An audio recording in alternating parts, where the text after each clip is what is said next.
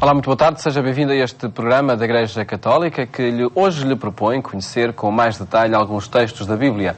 Analisamos nomeadamente os que são lidos nas Eucaristias deste domingo, contando para isso com a presença do Padre João Lourenço, diretor da Faculdade de Teologia da Universidade Católica Portuguesa, e do Dr. Juan Ambrósio, professor de Teologia na mesma Universidade.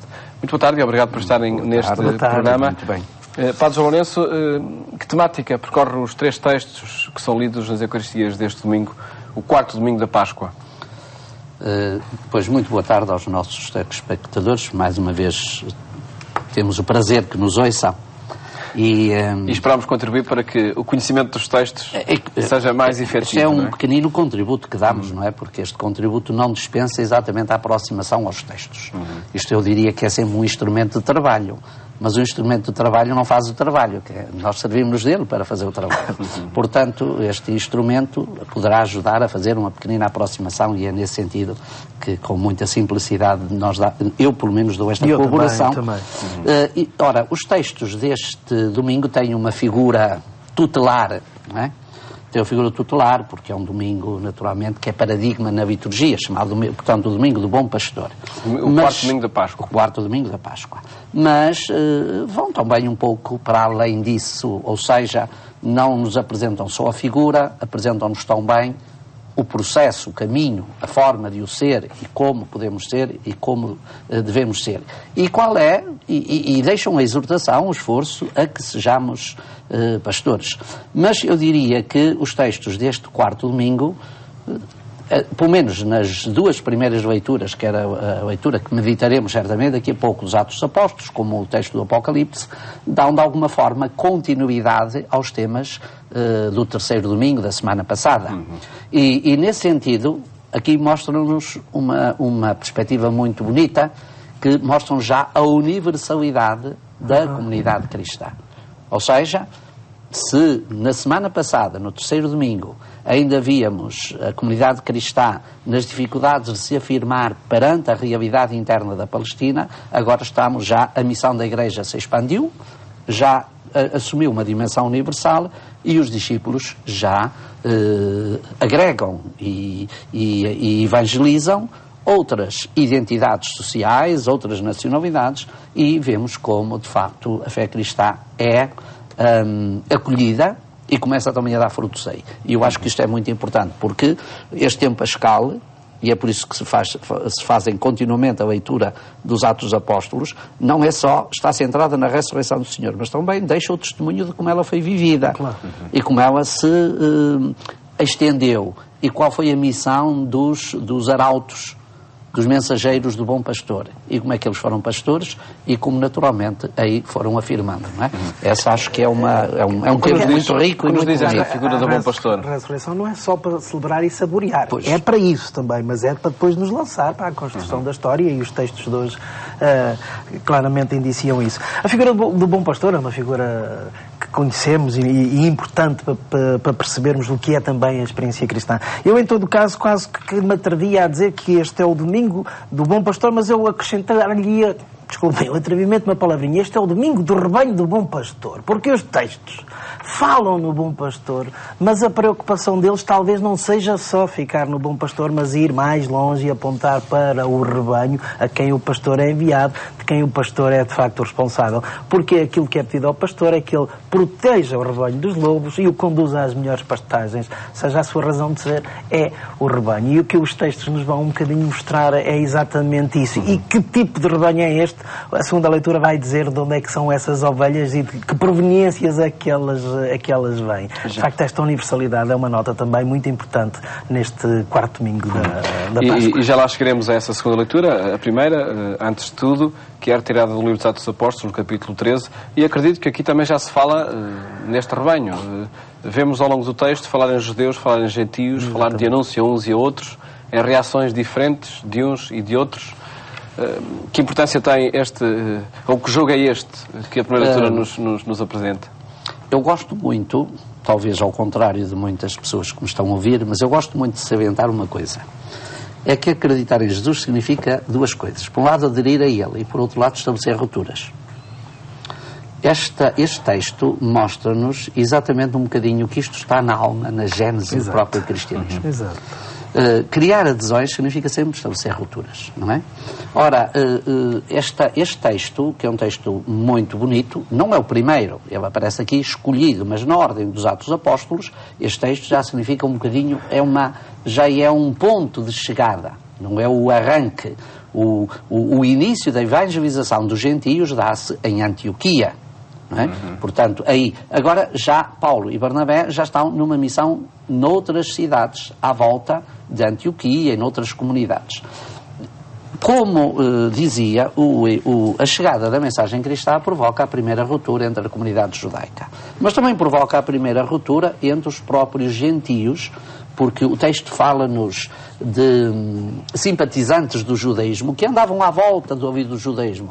O judaísmo, como nós o entendemos, e neste período, era um fenómeno complicado, mas era um fenómeno atraente, porque para o helenismo, desejoso de um monoteísmo, de uma ética, de uma moral que fosse compatível com os valores da filosofia helénica, da filosofia grega, não se contentava muito bem com a mitologia grega, que é de facto um pandemónio, não é? A mitologia grega mostra-nos, dá-nos deuses caprichosos, imbecis, patetas. Isso não era muito configurável com os ideais da filosofia. Entre a filosofia grega e a religião grega há um grande desfazamento. Ora, há muitos simpatizantes vindos do helenismo, vindos do mundo grego, vindos da cultura grega, que andavam à volta do judaísmo, mas que não entravam verdadeiramente, não aderiam plenamente, porque o judaísmo também tinha imposições de caráter ritual, como fossem os ritos de purificação, os ritos da circuncisão, etc., que também não era muito agradável para a estética, para a cultura do corpo, para a antropologia grega. Mas o cristianismo ofereceu a essa gente uma resposta. Aí está o mérito dos primeiros apóstolos e principalmente da evangelização de Paulo, o homem das Escrituras, que sabe distinguir o que é o rito do que é o fundamental, o que é fé no Senhor ressuscitado, do que são as tradições judaicas. E ao propor, como vemos aqui, esta nova mensagem, este ar fresco na relação do homem com Deus através de Jesus Cristo, e apresentando Jesus Cristo como uma verdadeira plenitude desta nova relação de comunhão, encontra grande acolhimento. E isso naturalmente vai levar os judeus, como podemos ver no texto, a criar ciúmes, a criar alguma adversidade. Aquilo que falávamos há 8 dias, ou que as leituras há 8 dias falavam, criar alguma animosidade contra os apóstolos por eles virem anunciar Jesus Cristo. E se a primazia da aliança dava exatamente o primeiro lugar aos judeus, eles o recusaram e por isso agora a mensagem se estende a outros povos e alarga-se assim esta universalidade da Igreja da Salvação. Esta questão da primazia a mim parece-me muito relevante, e a questão do recusar, porque a leitura, se nós fizermos uma primeira leitura superficial, quase que seríamos levados a pensar que o anúncio à universalidade dos outros povos que não judeus foi porque eles disseram que não. Como que parece que Deus à última da hora teve que mudar a agulha porque o primeiro projeto tinha falhado. Não é de todo isso que se trata aqui. A primazia é um bocadinho, alguns já me ouviram dizer que eu gosto de atividades de montanha, é um bocadinho o abrir pista. É aquele primeiro que vai à frente, que quando está num território nevado, vai abrindo pista, facilitando o caminho aos que se seguem. Essa é a primazia de um primeiro povo a quem é feito este primeiro convite para abrir pista. Mas o convite não era exclusivo e não era só para ele. Era um convite que a partir dele queria explodir para a universalidade dos povos. Portanto, pensar que o projeto de Deus depende de uma aceitação ou uma recusa de um povo neste sentido, penso eu, é não apanhar a totalidade do projeto de Deus. Claro que, em última instância, o projeto de Deus para cada um depende sempre do aceitarmos ou negarmos. Mas a este nível há, penso eu que se pode dizer, desde sempre esta vontade universal de uma proposta para chegar a todos os povos. Aliás, a segunda leitura vai-nos dizer isso com toda a clareza. Antes de irmos à segunda leitura, perguntava-lhe, Dr. Roa, se já alcançamos completamente este caráter universal do cristianismo. Não alcançamos. Que consequências tem essa Não, penso que não. E às vezes até fazemos leituras demasiado redutoras, duas logo à partida. alcance universal do cristianismo. Todos os homens na face da terra têm que ser cristãos. Parece-me todo insustentável. Por melhor que eu acho que a opção mais correta e mais plena para a minha vida seja o cristianismo. Mas acho que é todo insustentável.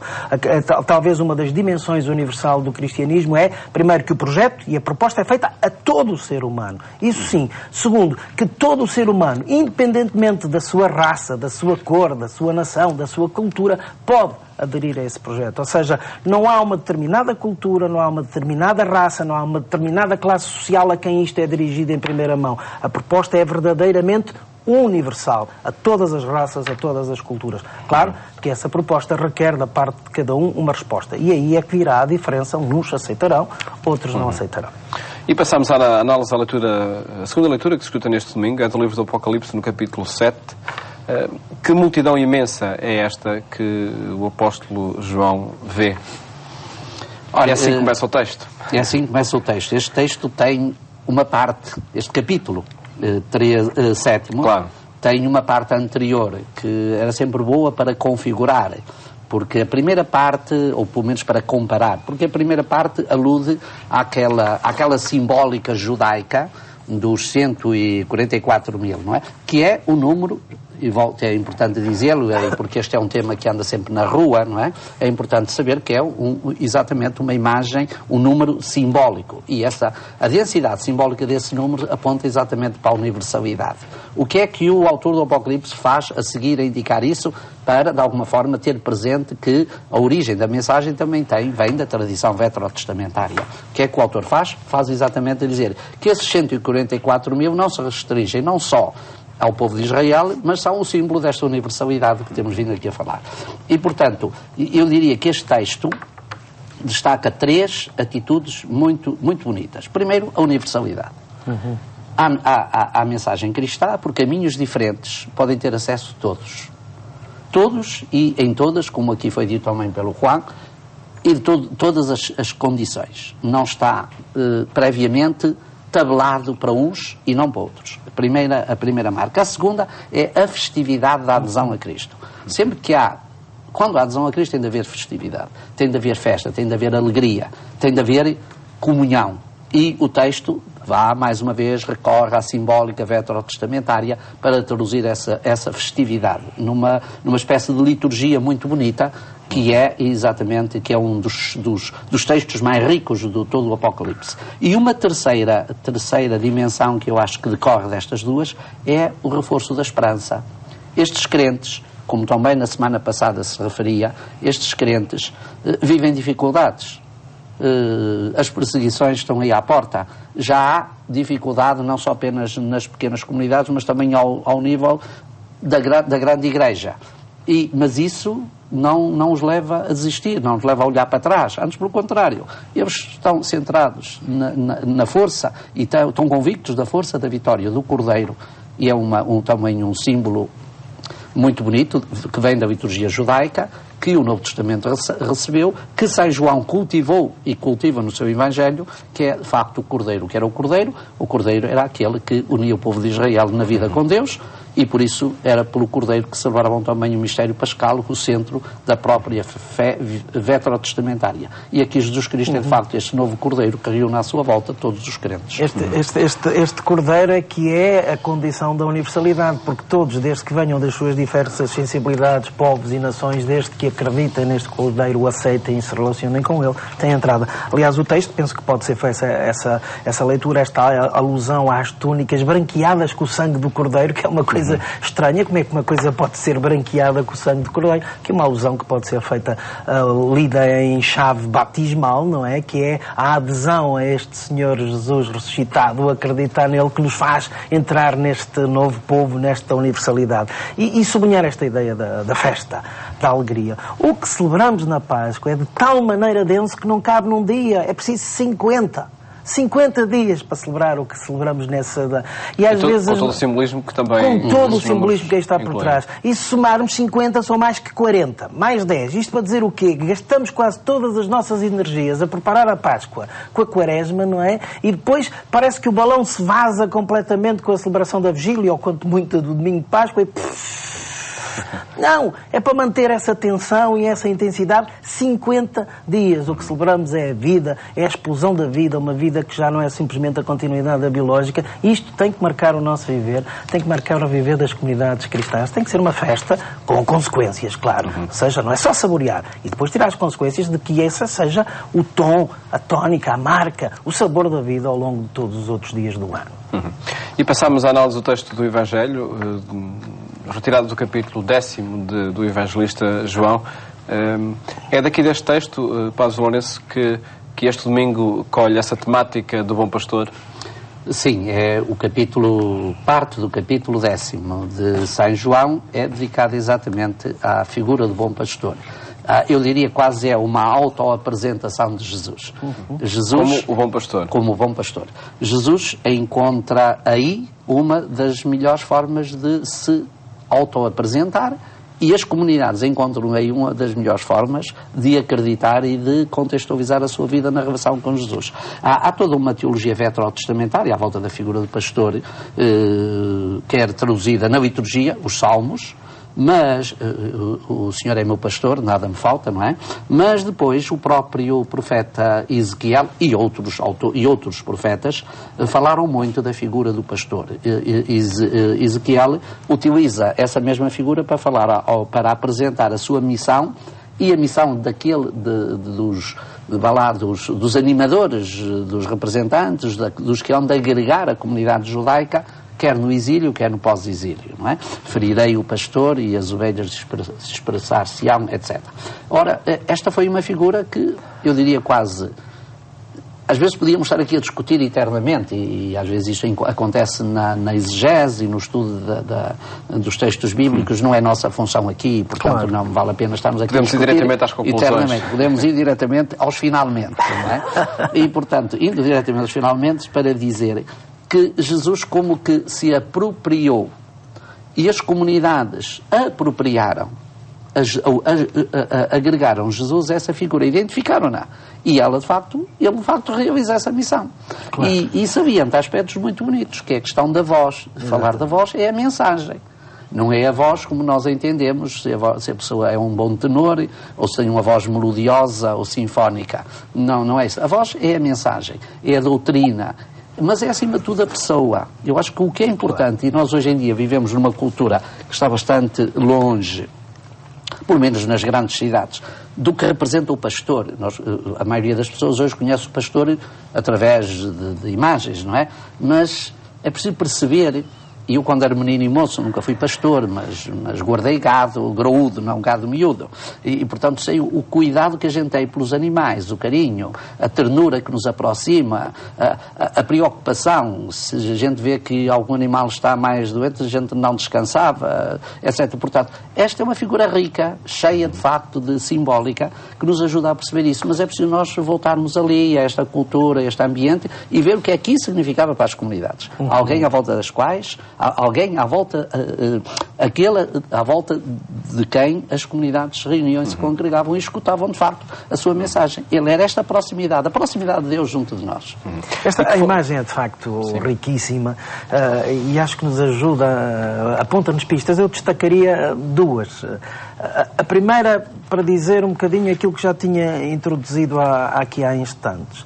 A razão de ser do pastor é o rebanho e não o contrário. Ou seja, mesmo que eu destaque, e bem, e é isso que os textos destacam, a figura do pastor, no fundo o destaque recai também no rebanho a quem ele é enviado, porque a sua razão de ser é o rebanho. E se olharmos para a vida de Jesus Cristo, esta é claramente uma possível chave de leitura daquilo que foi a vida dele, uma vida, a tal categoria da pró-existência, um viver completamente dirigido àqueles a quem o reino de Deus era anunciado. E, portanto, a razão de ser do pastor é o rebanho. O pastor existe por causa do rebanho e não é o rebanho que existe por causa do pastor. Embora o pastor é depois que o congrega, o mantém unido, o protege, claro, e portanto a vida do rebanho sem um pastor seria muitíssimo mais difícil e em alguns sítios de todo impossível. Mas em todo caso, É o pastor que existe por causa do rebanho. E a segunda nota é para sublinhar esta questão da voz. É óbvio que não se trata aqui de uma voz física, se trata da doutrina. Mas esta imagem da voz é muito interessante. Porque, do conhecimento pela voz. Exatamente. Porquê é que o rebanho reconhece a voz? Porque essa voz é-lhe familiar. Não é uma voz que ouviu pela primeira vez. Não é uma voz que ouviu no meio de outra história. É uma voz que ele é capaz de distinguir. Quem conhece, quem tem esta experiência de relação, pensem nisto. Num outro tipo de pastoreio, que até é uma imagem que até pode ser quase indelicada. Como é que os pais têm a capacidade de reconhecer a voz dos filhos no meio de uma multidão de crianças? E quando ouvem no meio de uma multidão de crianças a dizer pai, e estão lá 10 ou 15, é o pai certo que se vira para ela. Porque há aí uma relação que constitui ambos e essa voz faz parte dessa relação. Ora, esta voz que o rebanho segue é no contexto desta relação e por isso o rebanho confia nesta voz, porque há o contexto desta relação. E acho que esta é uma boa pista para nós percebermos o que aqui está a ser dito, não é? O pastoreio não é simplesmente o eu mando, eu posso, eu quero, mas é esta relação de confiança, de amor, de ternura que faz com que o rebanho confie no pastor, porque sabe que o pastor quererá para ele o melhor possível. E é assim que se deve entender também as lideranças na própria Igreja? É questão do serviço. Tem sido dito isso claramente nos últimos tempos pelo Papa Francisco. A imagem é do serviço. O pastor existe por causa do rebanho. E acrescentar, Padre Lourenço? E acrescentar apenas um aspecto que, enfim, o Juan já o teve, ou já o fez, que eu acho que é muito importante, que é no fundo, é o sentido da escuta. Sim. Falámos da voz, mas também creio que devemos falar um bocadinho da escuta. Sem dúvida, capacidade de escutar. Eu acho que um dos dramas do nosso tempo é que nós todos falamos muito, mas pouco escutamos, e não escutamos nada. E dialogar também pressupõe as duas partes, não é? Dialogar pressupõe as duas partes, mas eu acho que a mais difícil é sempre a da escuta, não é? No dialogar nós estamos sempre disponíveis, achamos sempre que temos a última palavra e que a nossa opinião é aquela que marca a diferença. E às vezes é capaz de não acrescentar muito. A escuta, creio que é muito importante. Nós, hoje, creio que as nossas comunidades também têm de ter muita importância, porque escutar não é a indiferença. Escutar é assimilar, é meditar, é refletir, claro, e é transformar as vivências, não é? E porque se não for assim também não vale a pena, quer dizer, se nós na Igreja não escutamos por escutar, não somos relatadores de uma partida de futebol. Não, a escuta é exatamente em ordem à transformação. E eu acho que isso é um elemento fundamental e acho que neste domingo do Bom Pastor também é importante que nós saibamos escutar. A desafiar, por certo. Agradeço-vos terem estado aqui neste programa, onde quisemos analisar os textos da Bíblia lidos nas missas deste domingo. Votos de bom fim de tarde, ótimo fim de semana, até à próxima segunda-feira, se Deus quiser.